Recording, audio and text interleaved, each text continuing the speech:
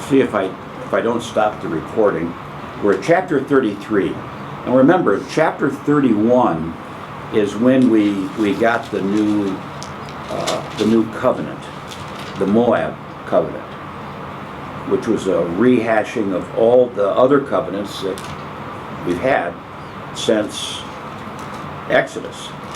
And so now, about the middle of chapter 31 to the end, it's truly believed that this is all a late ad. That poem of Moses, or the song of Moses that we read earlier last week, late ad. And now the blessing, again, this is a late ad, and you should see or figure out as we go through this why it was there. So, Barbara, lead us. This is a blessing that Moses, the man of God, pronounced on the Israelites before his death. He said, "The Lord came from Sinai and dawned over them from Seir. He shone forth from Mount Paran. He came with myriads of holy ones from the south, from his mountain slopes. Surely it is you who love the people. All the holy ones are in your hand. At your feet they all bow down, and from you receive instruction. The law that Moses gave us, the possession of the assembly of Jacob. He was king over Jeshurun when the leaders of the people assembled, along with the tribes of Israel. Let Reuben live and not die, nor his men be few." And this he said about Judah, "Hear, O Lord, the cry of Judah. Bring him to his people. With his own hands he defends his cause. Oh, be his help against his foes." About Levi he said, "Your Thummim and Urim belong to the man you favored. You tested him at Massah. You contended with him at the waters of Meribah. He said of his father and mother, I have no regard for them. He did not recognize his brothers or acknowledge his own children, but he watched over your word and guarded your covenant. He teaches your precepts to Jacob and your law to Israel. He offers incense before you and whole burnt offerings on your altar. Bless all his skills, O Lord, and be pleased with the work of his hands. Smite the loins of those who rise up against him. Strike his foes till they rise no more." Okay, let's pause there for just a minute. Now, we're going through the tribes. The first thing we know about Reuben is what's happening. His tribe is getting smaller. It says, let Reuben live and not die, but just barely in diminishing numbers. So it's getting smaller. And then Judah,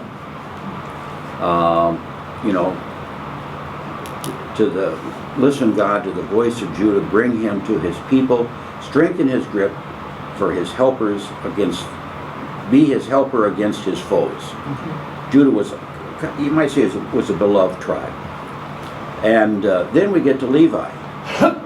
Look how long that thing to Levi is compared to Judah and Reuben. Who was Levi?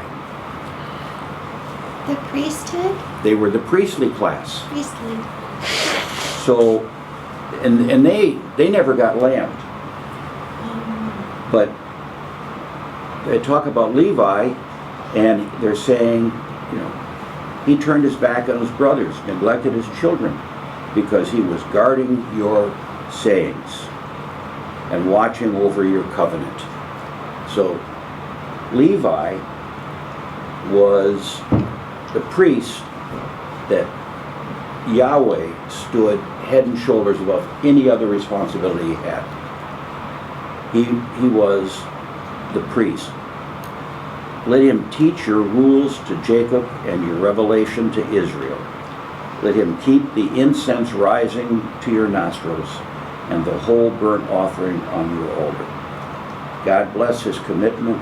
Stamp your seal of approval on what he does. Disable the loins of those who defy him. and make sure we've heard the last from those who hate him. So, In verse 11, does yours say, shadow the loins of those who rise up against him? Or what does yours say? Mine That's said what strike. Strike, mine Right. says shatter. Mine says crush. Crush. Mine says shatter also. Yours says shatter. Mhm. It says smite. What'd you say? Smite. Smite. Well, yours is mild. the message says, disable the loins of those who defy. Yeah. Pretty strong words. Yeah. Yes, yes. They got to change words every now and then for the copyright. Yeah. But, you know, Levi, that was an important tribe. And disable those who defy him. Clergy today still wish that was true. What do you mean you disagree with my sermon? Smite you. Yeah. And, you know, bless his commitment, stamp your seal of approval on what he does. What minister would not like to be able to go to their vestry or their council, church council, and have them say, well, you think we're gonna... Listen, this is my idea, and God has blessed this commitment with a seal of approval. So, you know, here, the tribe of Levi, they're getting a lot of respect. Not no land, but respect. Oh, good. All right, let's find out what happens to Benny and the Jets. About Benjamin, he said, let the beloved of the Lord rest secure in him, for he shields him all day long, and the one the Lord loves rests between his shoulders. About Joseph, he said, may the Lord bless his land with the precious dew from heaven above, and with the deep waters that lie below. With the best the sun brings forth, and the finest the moon can yield. With the choicest gifts of the ancient mountains, and the fruitfulness of the everlasting hills. With the best gifts of the earth and its fullness, and the favor of him who dwelt in the burning bush. Let all these rest on the head of Joseph, on the brow of the prince among his brothers. In majesty he is like a firstborn bull. His horns are the horns of a wild ox. With them he will gore the nations, even those at the ends of the earth. Such are the 10,000s of Ephraim, and such are the thousands of Manasseh. Okay, look how long Joseph's is. Wow, yeah. Again, Look how little Benjamin got. yeah, We loved, but. Yeah. I mean, here, Joseph, all this on the head of Joseph. Yeah, and I would imagine you have a pretty big head with all of that, but you're right, Bob. Benjamin gets 4 lines. Joseph gets half of a page. Okay, but now, you think that's bad, what happened to Benjamin? Look what happens to the next 2 tribes. About Zebulun he said, rejoice, Zebulun, in your going out, and you, Issachar, in your tents. They will summon peoples to the mountain, and there offer sacrifices of righteousness. They will feast on the abundance of the seas, on the treasures hidden in the sand. Okay, see, they combine those 2. Yeah. They didn't even get their own little highlight. But it is kind of interesting, though, when it says, for they will have hauled riches in from the sea. So, you know, that tribe, I'm not sure, I don't know where geographically it's located, but I'm going to guess it had to be more on the west side of Israel. So they're close to the Mediterranean. Or maybe they were able to fish in the rivers, but you need to have big waters if you're fishing. What does it mean hidden in the sand? What does that mean? sorry, what is, It's the very last line. oh, Feast on the abundance of the seas, on the treasures hidden in the sand. yeah, and glean treasures from the beaches. Oh, So, you know, they may be getting shells. oh, right. Okay. First time you take your kids to the beach, you know, they want to dig up seashells. Totally. Yeah. Okay. That's they can't eat shellfish. And then you have a whole Yeah, they- car full They to wouldn't go eat home clams, they with. would eat shellfish. wouldn't No, they? they wouldn't eat, Oh. they wouldn't eat clams, or shrimp, or lobster. But they would do a lot with fish. I mean, just regular fish. That's, you know, when we were in Portugal, that was, if you didn't like fish, you were in trouble in Portugal. Because they would grill fish, I mean, it's, That sounds good. and sell it. You know, you could walk around eating it, and it was good. Did they have sushi? I never saw sushi. Oh, Now, that's there good. may be somebody who went over there from America or Japan and set up a sushi shop. They did have scallops. I love scallops, and I had scallops one night in Lisbon. No, what we call sushi in Kansas, don't you? What? Bait. I agree with you. That was so good. Okay. All right. Now let's find out what happens to gazooks. Okay.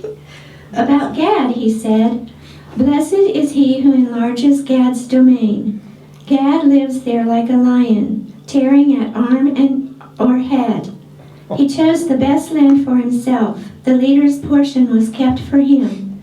When the heads of the people assembled, he carried out the Lord's righteous will and his judgments concerning Israel."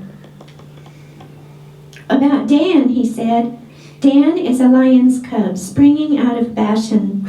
About Naphtali, he said, "Naphtali is abounding with the favor of the Lord and is full of his blessing. He will inherit southward to the lake." About Asher, he said, "Most blessed of sons is Asher. Let him be favored by his brothers, and let him bathe his feet in oil. The bolts of your gates will be iron and bronze, and your strength will equal your days." Now, if Benjamin felt bad, just imagine how Dan had to feel. He got 2 lines. And is Bashan a territory or? Had to be one of the Tribes. tribes. Oh, okay. So Dan is a lion's cub leaping out of Bashan. That may have been the area Okay. where their tribe settled. And, you know, they must, we don't think of Israel today as a place where they're going to have lions. But there were probably lions. Well, they have you know. mountains, don't they? Yeah, mountain lions. That would be scary to have a lion or a tiger. Okay. Verse 26. Okay. "There is no one like the God of Jeshurun, who rides on the heavens to help you, and on the clouds in his majesty. The eternal God is your refuge, and underneath are the everlasting arms. He will drive out your enemy before you, saying, 'Destroy him.' So Israel will live in safety alone. Jacob's spring is secure in a land of grain and new wine, where the heavens drop dew. Blessed are you, O Israel, who is like you, a people saved by the Lord. He is your shield and helper and your glorious sword. Your enemies will cower before you, and you will trample down their high places."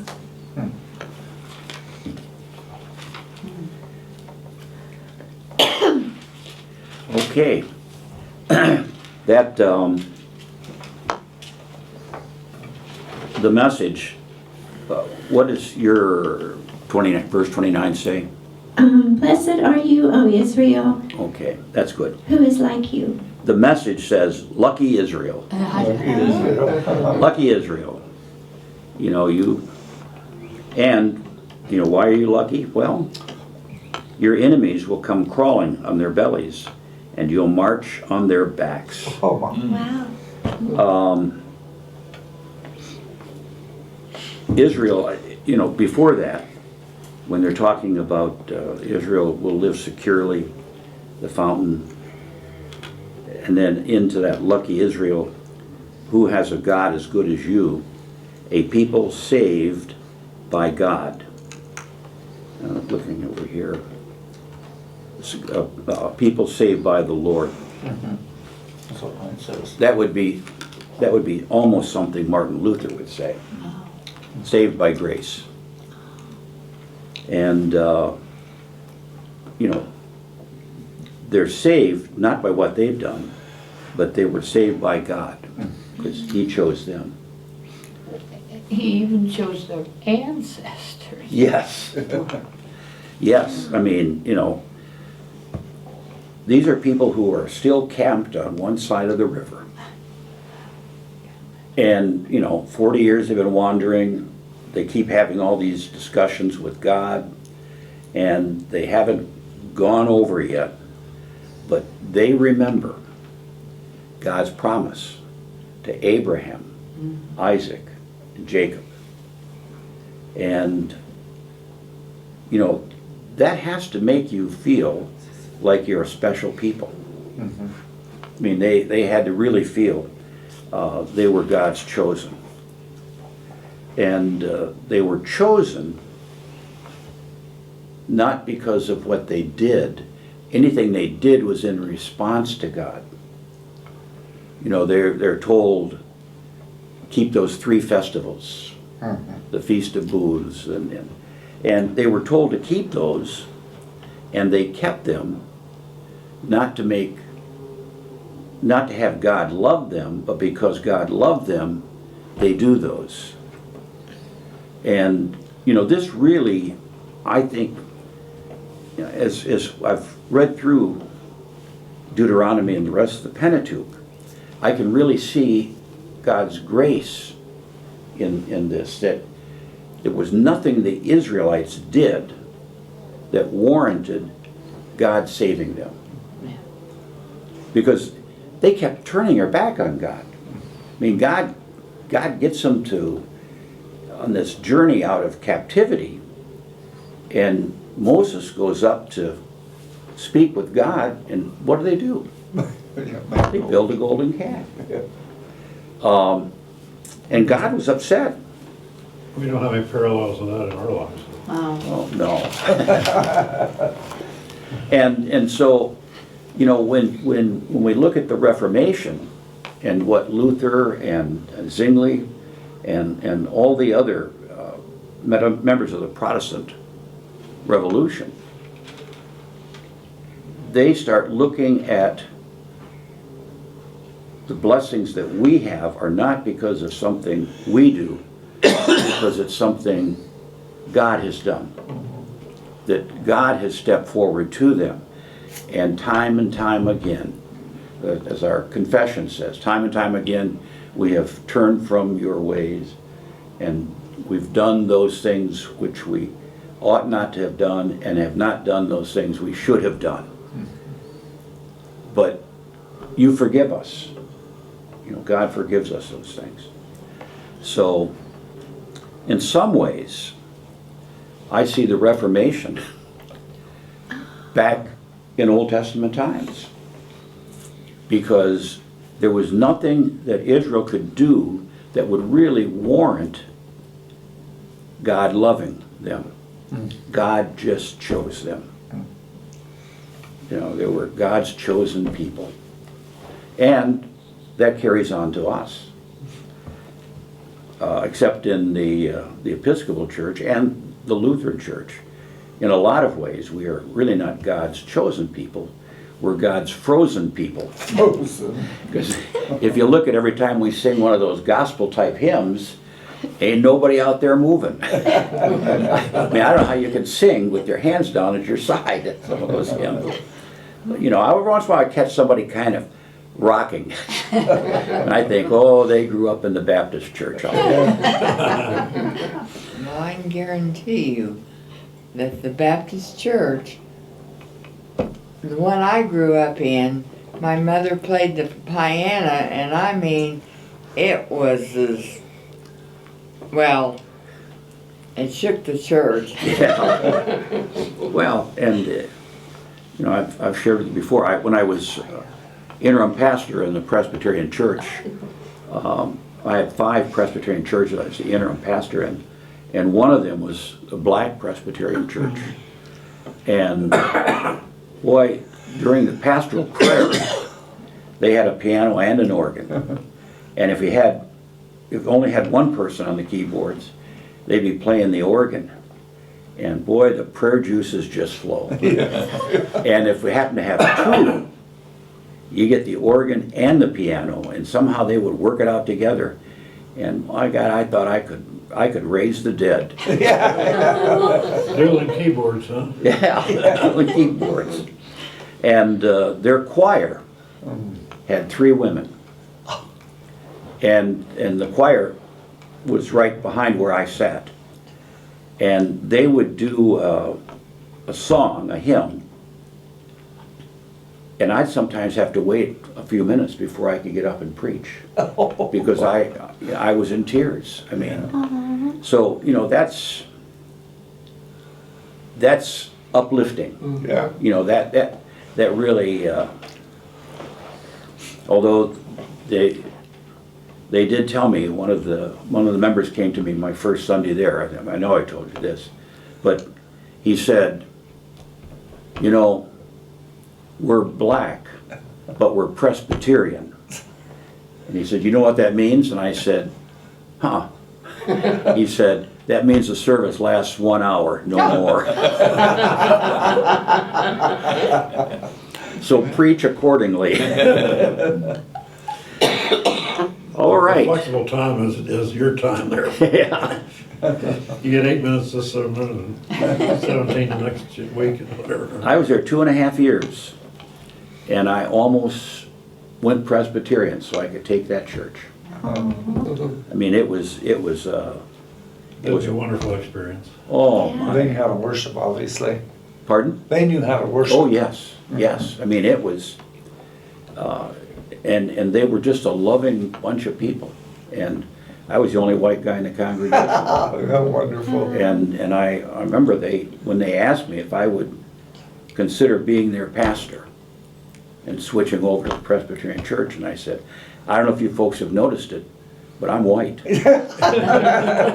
And this one woman who sang in the choir, she said, Pastor, I don't care what color you are as long as you sound black. And you're doing just fine. And that was the highest praise I ever got for my preaching. So, Yeah. but finally I just had to admit that I was an Episcopalian. So, okay, we're going to, hallelujah, get to the last chapter. I enjoyed Deuteronomy. The death of Moses. Then Moses climbed Mount Nebo from the plains of Moab to the top of Pisgah across from Jericho. There the Lord showed him the whole land, from Gilead to Dan, all of Naphtali, the territory of Ephraim and Manasseh, all the land of Judah as far as the western sea, the Negev and the whole region from the valley of Jericho, the city of palms as far as Zoar. Then the Lord said to him, This is the land I promised on oath to Abraham, Isaac, and Jacob, when I said, I will give it to your descendants. I have let you see it with your eyes, but you will not cross over into it. And Moses the servant of the Lord died there in Moab, as the Lord had said. He buried him in Moab in the valley opposite Beth Peor, but to this day no one knows where his grave is. Moses was 120 years old when he died, yet his eyes were not weak, nor his strength gone. The Israelites grieved for Moses in the plains of Moab 30 days, until the time of weeping and mourning was over. Now Joshua son of Nun was filled with the spirit of wisdom, because Moses had laid his hands on him. So the Israelites listened to him and did what the Lord had commanded Moses. Since then, no prophet has risen in Israel like Moses, whom the Lord knew face to face, who did all those miraculous signs and wonders the Lord sent him to do in Egypt, to Pharaoh and to all his officials and to his whole land. For no one has ever shown the mighty power or performed the awesome deeds that Moses did in the sight of all Israel. Well, it's kind of sad. Yeah, it is. I like the message says he was 120 years old when he died. His eyesight was sharp, and he still walked with a spring in his step. I don't know about you, but I feel a certain amount of sadness. I do too. Yeah. That, you know, here this guy had spent all that time wrangling cats, and lo and behold, he gets them right outside the promised land. And God says, you're not going in the promised land because you did something I didn't like. Use that stick to hit the water. And you know, I think about that and I think, I never pictured God carrying a grudge. Yeah. You know, here's something Moses did a long time ago, and God's still upset. Now, one thing that is I think, another thing I think is interesting is that when God died, or when Moses died, just as God had said, God buried him in the valley in the land of Moab. So now we have God running a funeral home, doing burials. I mean, I would never think of God as doing that. But one thing that is significant is that no one knows his burial site to this very day. Why do you think that is? People would dig it up and Sell. yeah, And sell soil and or Yeah. worship him Oh, instead of that's true. God. Yeah, I mean, it's like the saints. You go to cathedrals in Europe, they've all got a relic.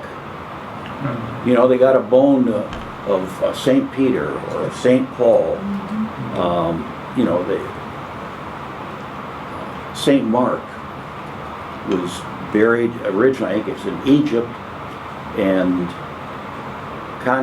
Constantine's mother brought his bones to Venice, and his bones are in the St. Mark's in Venice. And you know, there's a church in Rome. It's actually the bishops. The Vatican, the Church of the Vatican is not the Pope's church. I mean, he does big services there, but his church is St. John of something. I forget what it is. And you know, it's a big, beautiful church, but you know, every bishop has a church assigned to them somewhere in Italy. Usually in Rome. There are enough churches in Rome that everybody gets one. And they're supposed to go there and do Mass at least once a year. Well, this St. John's, which is the Pope's church, has above the altar, there's a big decorative thing, and the history is that the skull of St. Paul and St. Peter are there. And somebody had said to me, I think it was the deacon who's now a dean, who was here.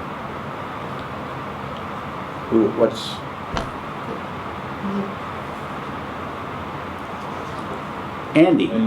Yeah, Andy. Oh, okay. He said that, I think it was him that was telling me that they did a DNA thing to try to date these, and they couldn't tell if they were Peter and Paul, but apparently the DNA of one of them was a female. Oh, dear. But I mean, you know, they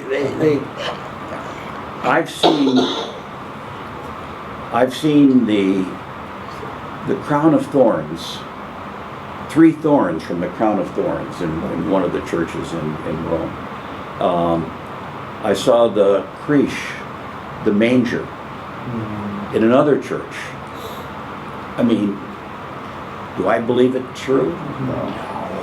But there are people that do.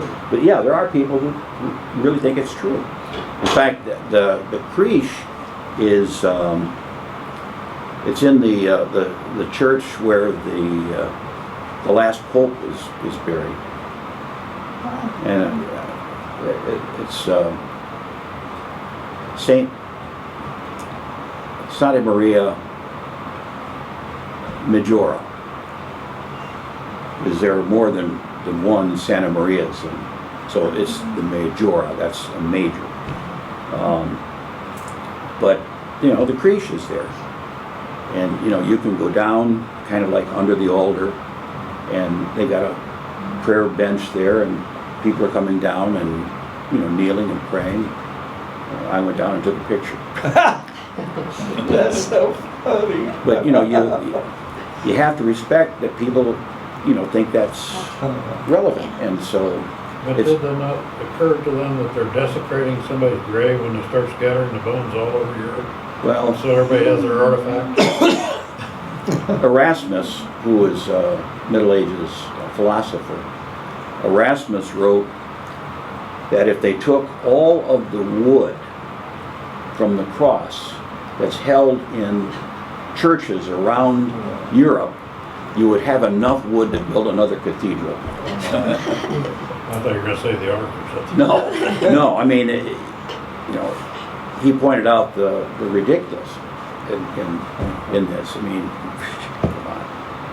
You know, is that really a piece of wood from the cross? And how important is it to someone's belief structure Yeah. that they're centering on that? And churches try to get a relic. And, you know, they'll find a relic from one of the saints. You know, it could just be a bone. I have a hard time believing that's true, but for some people it's It's true. important. And when we go to churches that had these, we would always pause and, you know, bow and then take a picture. Excuse me, do you think it'd be safe to unplug the coffee? Yes, Okay. Thank you. Happy don't dump it yet. Thanksgiving, everybody. Thank you, you too. You, Heather. So, but anyway, back to Moses. It's just a shame that he ended up being buried in Moab. But you notice Moab keeps popping up throughout Genesis, or primarily Exodus and Deuteronomy. You know, Moab is where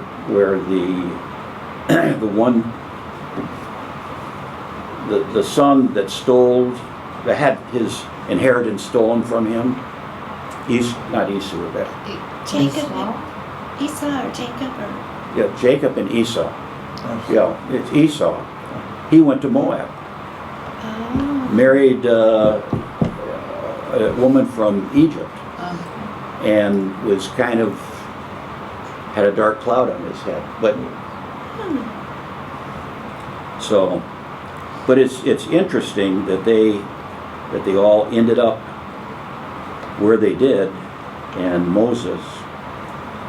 It said, the people of Israel wept for Moses in the plains of Moab 30 days. He led them, and they gave him 30 days of mourning. Then the days of weeping and mourning for Moses came to an end. But Moses is an important figure. On the other hand, fact that no one knows where the grave is means it can't be desecrated. That's right. That's true. That's right. I mean, it's like, do we know where the tomb that Jesus was laid to his death in? No. No, we don't know where that is. It's, again, it's like if you go to Jerusalem or to Israel, you can go to Bethlehem and they can show you where Jesus was born. It's now the basement of a church. They built a church over but There's an interesting footnote in this Bible. It says, God allowed him a final look over the promised land. Or should I turn this on? Can you hear me? thank you. Okay. Over the promised land. And in a very unexpected way, Moses did realize his dream of setting foot on the promised land. Over 1,000 years later, he returned with the prophet Elijah and visited with Jesus on the Mount of Transfiguration. Yeah. So, Nice. I never knew that before. So Jesus was, or Moses,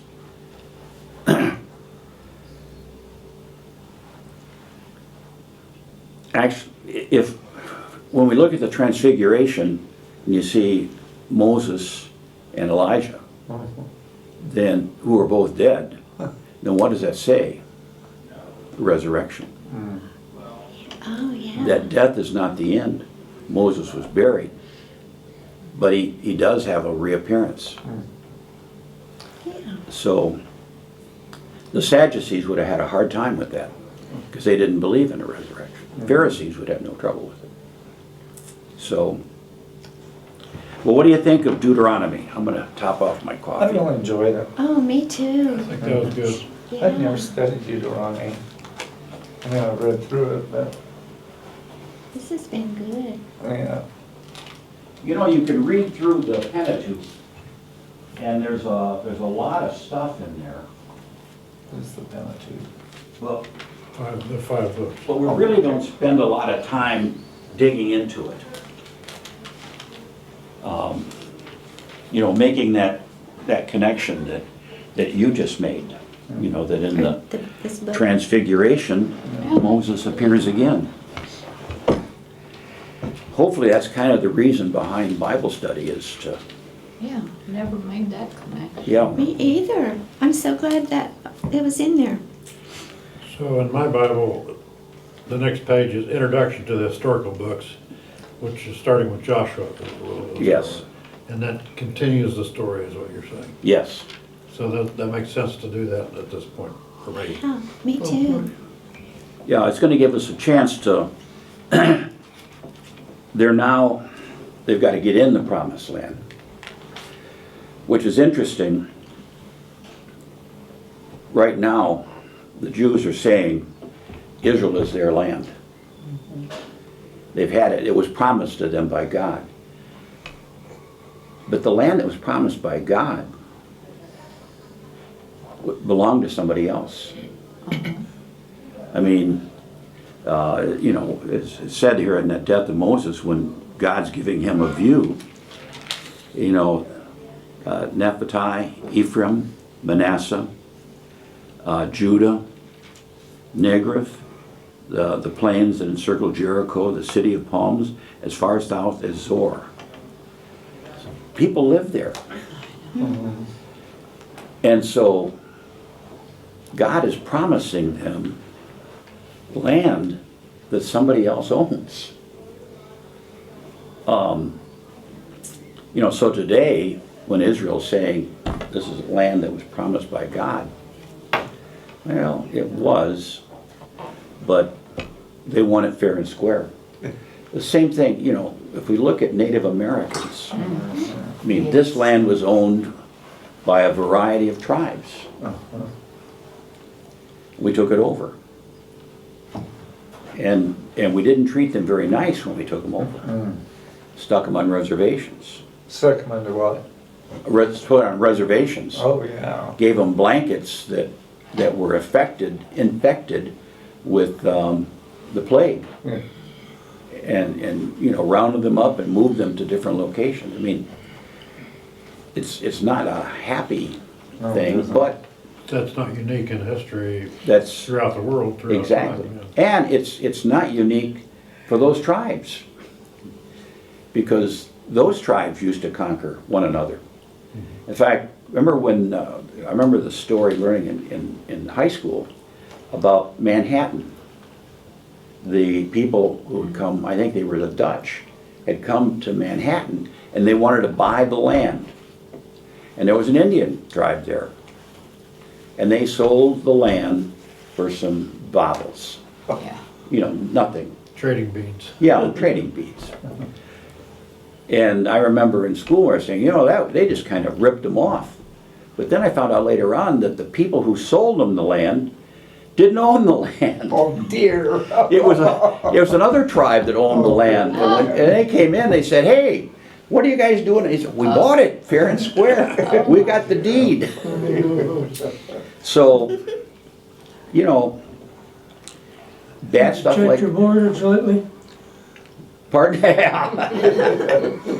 Bad stuff happens, and we. It's one thing to take the land, but it's another thing to disregard the people who were there. Yeah. I mean, like the meme that said, you know, it shows some Native Americans talking to each other, and one of them says to the other one, "Just let them move in.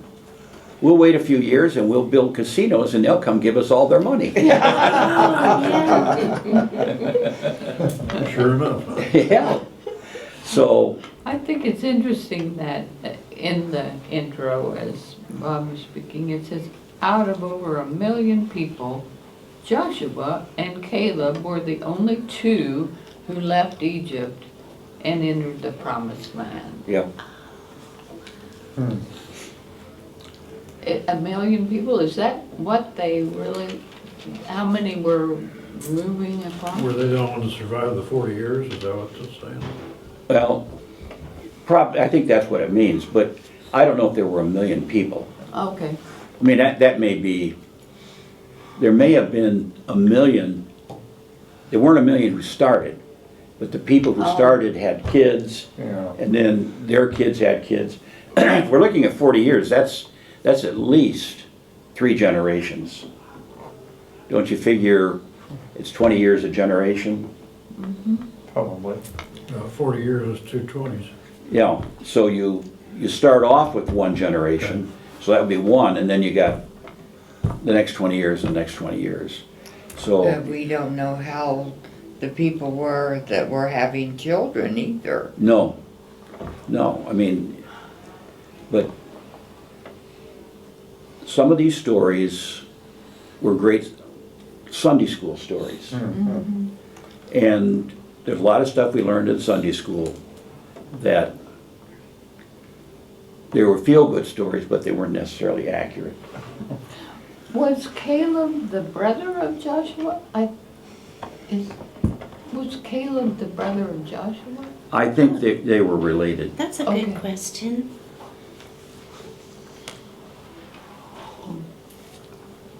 We don't want to spoil too much of, No, I don't, it just Yeah. was, Well, that when was interesting. Kathy and Charles come, we can tell them we're just finishing up Revelation.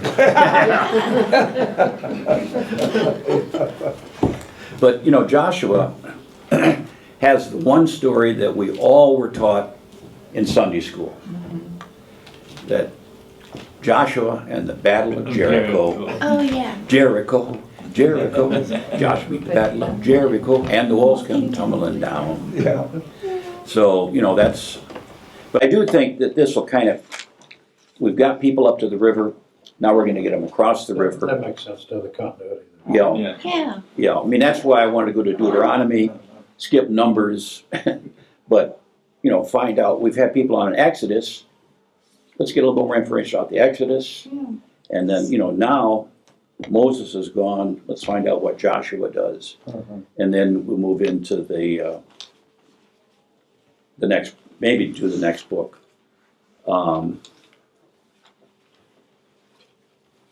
Judges. See, in Judges, it starts off by saying Israel fights the remaining Canaanites. So there were still Canaanites, and they're You mean those people didn't just walk away from, these people are coming to the promised land, so we'll just move on somewhere else? no, boy, they fought tooth and nail, and it's interesting because a lot of in Genesis, there's a lot of mention to Canaan, that there were people from Canaan. Remember when the brothers threw Joseph in the pit? I think that was in Canaan. I have to double check that, but I mean, Canaan, there were people who settled in Canaan. When we're talking about Abraham, when Abraham was given the promise, where was he living at that time? Canaan. I mean, and you got to remember, they didn't have Google Maps, so they didn't have lines drawn, and so they were really fluid. So, but anyway, thank God. What's the relationship of the peoples that became the original Muslims? Were they just different tribes out there in the desert land, or were they related in any way to these people? They were also monotheistic. Howdy. How's everybody doing? Good. Good. How are you doing? Yeah, I came to get my plate. Did you guys have banana bread? Yeah. We appreciate it. Thank you. Yeah. Oh, you're welcome. Thank you for keeping us fed. Well, I had to go to Nickerson to get some peach filling for pie because nothing in Hutch, no place in Hutch has peach pie filling. Lakers in Park City has it too. Oh, do they? Nickerson's That's a close. long ways. I know. Oh. So I needed to do some baking today, so more baking. So I'll be up till midnight baking. Oh, good man. How many pies are you making? 3 pies and some more cookies and So what time were we invited over? icing cookies. Sounds good. What time? I share them with Dennis and Sharon. Yeah, She brings us cookies in the afternoons. What kind of cookies are you making? They're gonna be sugar cookies with icing, and I'm gonna make some trees and all that junk. Anyway, I just wanted to come see you guys. See you. It's just so when I brought the banana bread, I told Fred, I go, we need to get back to town because I want to see them before they leave. Well, you have a good Thanksgiving. I will. We're still praying for you. Thank you. It's our second year with Tyler, but yeah. But I've been decorating so much that it's like different all the time. Come over, it's like different the day before, the day before, the day before. So anyway, well, I hope you guys all have a wonderful Thanksgiving. You too. Yeah, and I know I'll see you guys. Yeah, well, I'm going to Kansas City. Oh, you are. Yeah. And Sharon be here. Yeah, Brenda will be here. Brenda will be here. Oh, that's good. We're going to pick up with Joshua next week.